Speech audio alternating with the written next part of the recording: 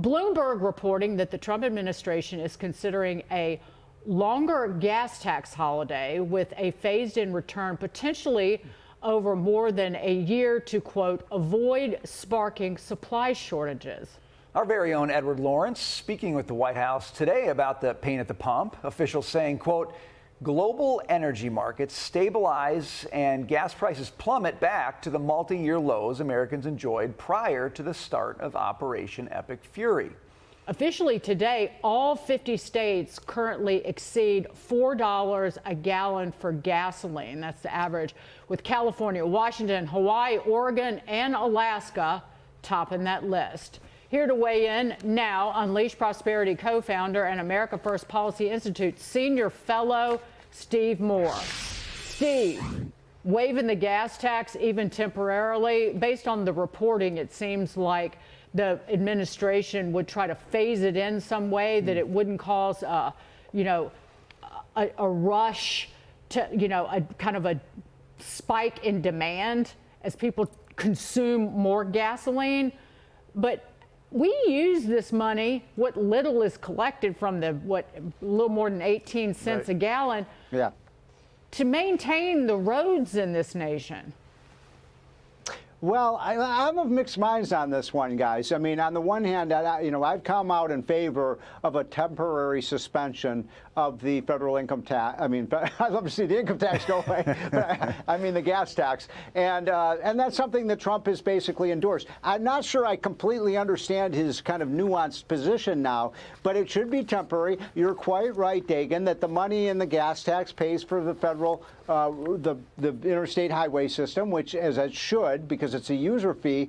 But my feeling is, look, when people are really hurting, they're paying $4.50 a gallon, some places $5, and if you're in California, $6 a gallon. Giving people a little bit of a break on their gas tax right now, I think makes a lot of sense. And incidentally, you're quite right also that I think every state has a state gas tax. I'm almost certain of that. And some states are as high as, 50, 60, 70 cents a gallon. So I actually think that the area where they should be cutting the gas tax is in places like California, where they're paying $6.25 a gallon, and they charge 70 cents, Brian, in taxes a gallon. Well, yeah, but see, California's never going to want to do that because it would make the Trump, situation look better. I mean, I'm very tuned into gas here, and we just went through the Fox News polling, right, and people's views in the economy, and it's so linked to oil, and it is so linked to gas, Steve. That's right. And right. I know I hate taxes. I'd love to any tax, get rid of it. This one just probably won't do that much, though, will it? People, you might raise people's hopes, like, oh, we're going to cut the gas tax, and good days ahead. It's going to take a few cents off the gallon. I mean, it's not going to move the needle much, Steve. So does it create more expectation than it delivers?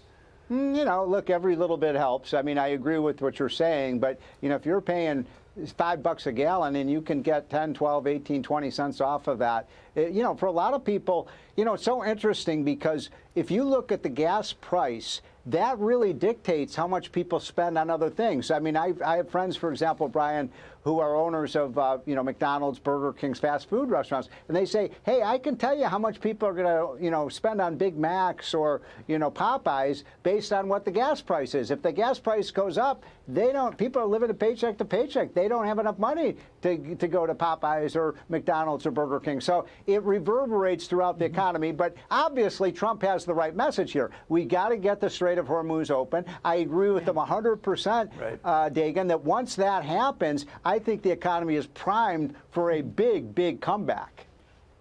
It's only the gas tax is 4% of a gallon of gasoline right now, nationwide average. So it people wouldn't see it or feel it. But policy-wise, you don't do anything to juice demand when supplies are tight. Boom, shakalaka. Today, the House passing a long-awaited bipartisan 21st Century Road to Housing Act and a 396-13 vote aimed at helping tackle America's housing shortage. This comes as 89% of voters say that the House and Senate must work together to pass legislation making housing more affordable. It's still terrible legislation, Steve. Is it not? It still banned institutional investors from buying single-family rental homes. Yes. So here again, I'm of mixed minds on this bill. I know my friends at the Wall Street Journal came out pretty tough in their indictment of the bill for a lot of reasons. I agree with you guys entirely that not allowing institutional investors to invest is a bad thing. In fact, that actually, institutional investors buy housing so they can fix up the housing, put it out for rent. It actually is a pro-housing policy. Now, there's some very good elements of this bill in terms of reducing the federal regulations on building a new home.